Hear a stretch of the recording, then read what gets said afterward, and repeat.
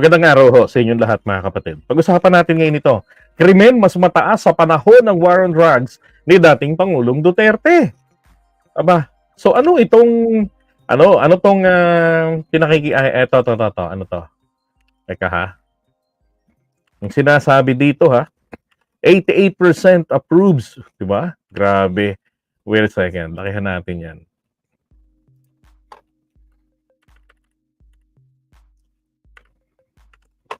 Okay.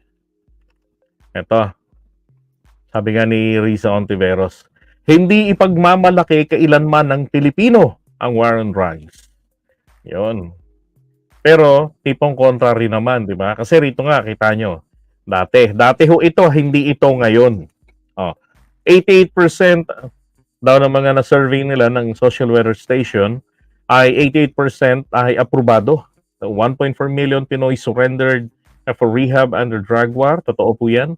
81% of Filipinos feel safer due to war on drugs. Totoo po yan. Ako naramdaman ko rin yan nung mga unang bahagi. Kaya lang kalaunan, hindi na. Kasi nakakatakot yung pulis na mismo. Dahil yung mga matagal nang tumigil sa gawain na yan, yun ang mga tinutumba nila. Ganun na yung naging trend kalaunan. Kasi meron palang quota system etong PNP. Hanggang ngayon po, alam ko, hindi nila binabago yan. Yung quota system. Katulad nga yung tagatapon ko ng basura dito sa amin. Dati ho siyang may may krung-krung yun mula pagkabata. Dati siyang nakakasuhan, lagi nakukulong sa kasong snatching. Ngayong tumaba, nakalaya na sa kulungan, so naging tagatapon ko ng basura ng community namin. Tapon basura, bigyan namin ng 20, 50, ganun. Ibang kapitbahay, binuburaot siya, punta sa bahay, hingi ng pangkape o kape mismo, binibigyan ko siya. Ganon. Hingi ng pagkain. Ganon. May bahay naman sila. No. May mga asawa na yung kapatid niya. Ano na siya? Siguro mga nasa 30s na rin. Kaya lang may diferensya sa pag-iisip. Now, eto hong police na hindi na po promote dito sa amin yata. Hindi naman masabing buy bust kasi hindi naman sila nagbebenta. Okay? Ang nangyari kasi sa kanya, pinasok siya sa bahay. And then sabi ng police, siya daw nahuli sa akto na nagdudurog at umuusok pa raw yung bibig. Ang tanong, gaano po yung katotoo, 'di ba? So ang ending ngayon, naging bahagi siya ng accomplishment ng police. Siya naman po ay nakakulong sa payatas. 'Di ba? Ganun ang trabaho nila. Kaya nga lagi ko sinasabi sa mga anak ko, huwag kayong basta maglalabas ng alanganing oras. Maski noon pa, ganun din. Oh. Ngayon, ang totoo po dito, mga kapatid, nung panahon po ng war on drugs, hindi po totoong bumaba ang krimen. Sino po ang nagpababa doon? Kami lang pong mga vloggers kalaunan. Ako naman, I started during the pandemic, 2019. Pero cycling. Ang nagpasimula po yung mga kapatid kong mga vloggers, mga kapwa akong vloggers, ang nagsasabing bumaba ang krimen. Pero, eto ho mismo, record po ang nagsasabi.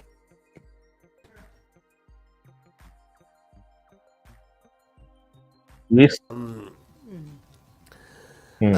Ayon sa ilang testigo kahapon, bumaba daw yung kriminalidad nung panahong may mga EJK at nagdedebate sila. So kinuha ko yung data dito sa LBRMO. Dahil siyempre sinasubmit sa LBRMO ng DILG yan kada budget deliberation.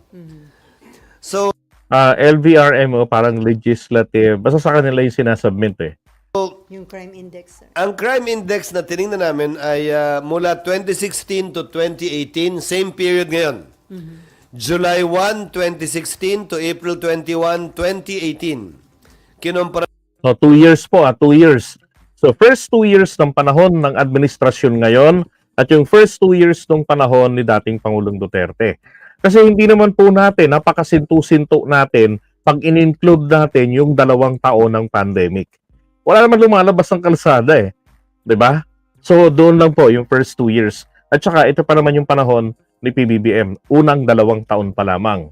Alright, cheese, tuloy. namin sa July 1, 2022, at Okay. April 21, 2024. Para parehong datos.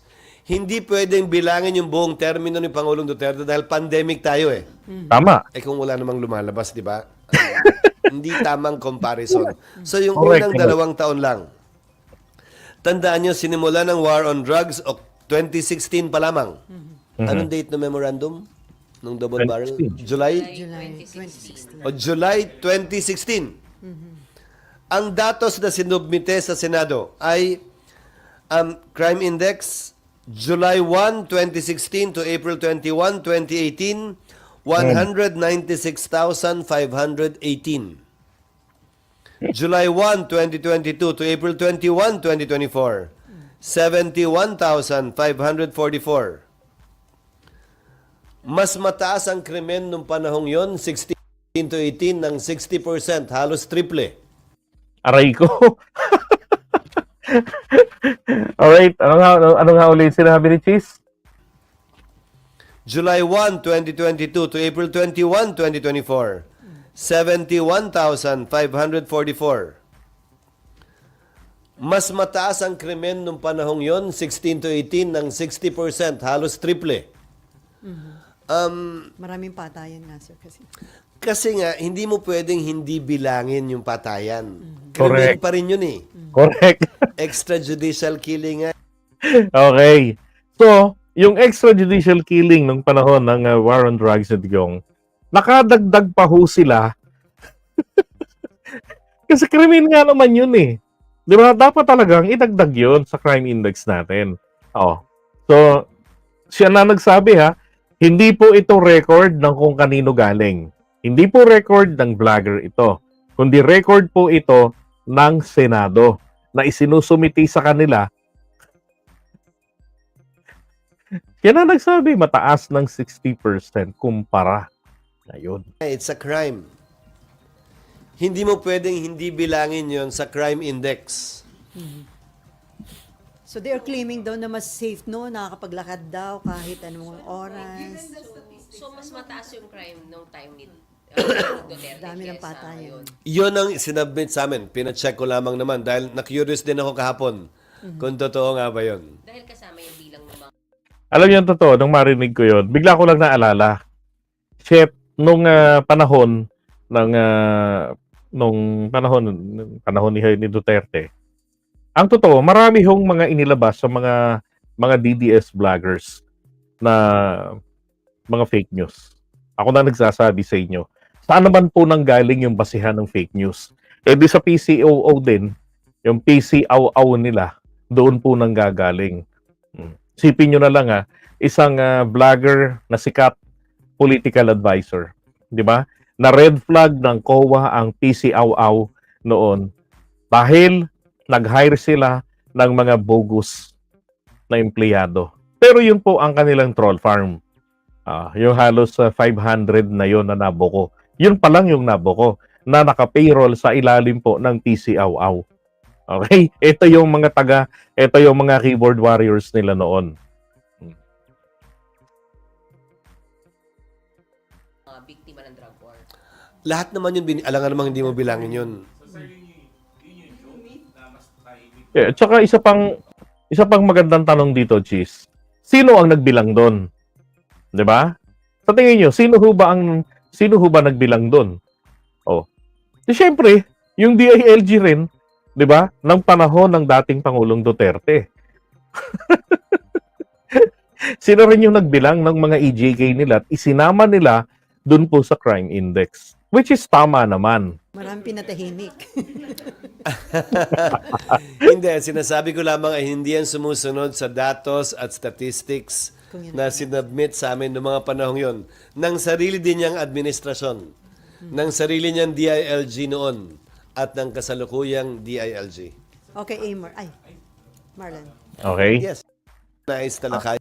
Okay, so yun na nanggaling na ho mismo kay Cheese Escudero.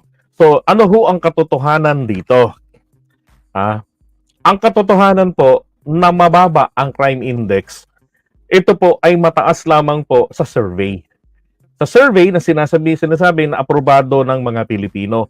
Kaya po naglabas ang mga surveys noon na ganito. And look at the date. October 16, 2017. Diba? Oh, yan oh. September 24, 2018. Ah, diba? Look at the date. March 21, 2017.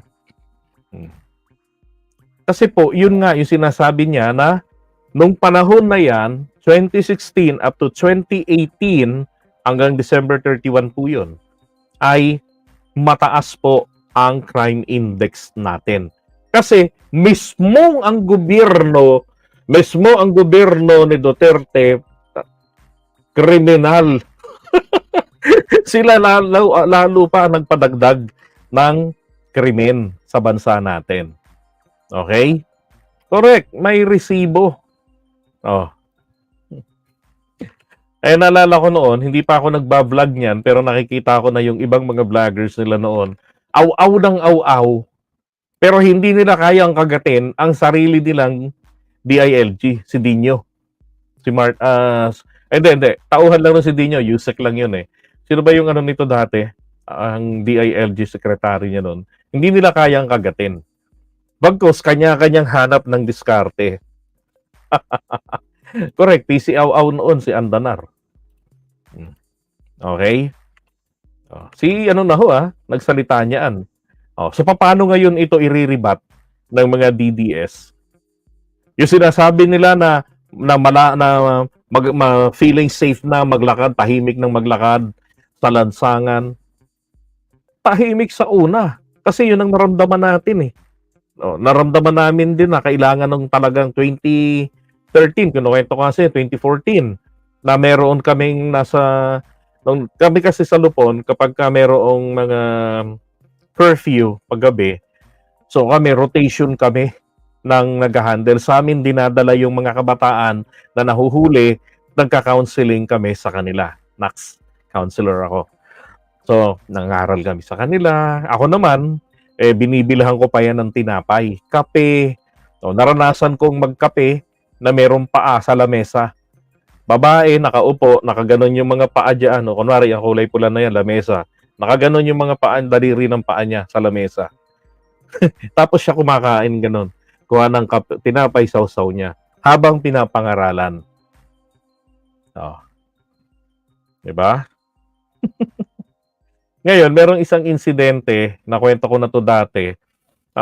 Etong babae, kung bakit ba naman kasing mga taga-call center dati, nung mga panahon na yan, akala mo, fashion yung papasukan. Ang lalandi ng suot. Ang lamig-lamig dun sa venue. Diba? Tapos ang suot halos nakahubad na. Pero pagka nagtrabaho, nakabalot na ng jacket at kumot. So ngayon, pag uwi niya, pagbaba niya galing sa sasakyan, taxi ata yun, o Grab, sinundan siya nung lalaki na manyakekoy. Ang ginawa ngayon sa kanya, pag lagpas sa kanya, tatalikod, tiningger siya. Nako, nagreklamo yung babae sa amin sa barangay. Nakita namin sa CCTV. Sabi pa nga niya, pumasok daw yung daliri. Si tanga walang panty. Yun, buti na lang, marunong siya ng taekwondo. Nagawa pa niyang masipa yung lalaki at madakma yung bag ng lalaki. Kaya nakuha niya yung ID. Yung lalaki nakatakbo. Ngayon, mahahanap namin yung lalaki na trace. At yun, abot-abot ang sorry. Hindi naman niya kinasuhan ng rape yung lalaki. Kaya, nakauwi lang din. Ganun nakakatakot dati. Kaya nung dumating si Duterte noon, tuwang-tuwa kami noon. Kasi, tawag dito, talagang merong presidente na nagsasabi na huling Pasko nyo na to. Magkakaroon kayo ng bagong birth certificate. Hindi nga lang birth. Kung hindi, death certificate. May presidente nagsasabi, nagwa-warning sa mga kriminal noon. Okay na okay yun. Saya-saya namin noon, no 2016. Kaya lang kalaunan ito eh. Yung nagpahamak lalo rin dito, bukod dun sa pagkitil nila sa kompetisyon kalaunan, ang nangyari ay yung promotion ng mga kapulisan, dyan po nila ginawa. Diyan nila hinugot ang promotion. No. 'Di ba? Kahit na panahon ng pandemic, nakabalitaan natin ang patayan noon. Merong sinundo ng pulis sa bahay, keso kakausapin, mababalitaan ng pamilya ng laban. Sinundo lang yun walang dalang armas. Pagdating doon sa balita, may armas ng laban. At meron pong isang balita rin dati, isang paltik na, o 38 ba yun? Na-trace nila, parang 15 ata o 20 krimen ang kinasangkutan sa magkakaibang lugar dito sa Pilipinas. Pero pareho yung baril. Paano yun? Sa unang krimen, nakuha ng PNP yun. Bakit sa pangalawa, pangatlo, pang-10, pang-20, nakuha pa rin nila? Ano yun? Nakakalaya, nagpapiyansa yung baril. Diba? So, perpetrator talagang nasa loob din po ng PNP. Yung killing squad nila, inililipat lang yan sa iba-ibang lugar pag may tatrabahuin. Ganon yung maliwanag doon. Iisa ang modus. Diba? So, eto ngayon, ang maliwanag na maliwanag, booking sila. Hindi po pala bumaba ang crime index kumpara sa first 2 years niya at first 2 years ni PBBM. The difference is 60+%. Diba? Tapos hiyaw sila ng hiyaw, makakatakot na ngayon, madami ng salbahe, madaming bad guy, bumalik. Tanungin mo, anong taon yung sinasabi niyong walang mga ganyan noon? Mas mahaba sa panahon niya noon, pandemic. Restricted ang galaw ng mga tao. Diba? Alright? So, si Chis Escudero, sisihin nyo. Napahiya si Dick.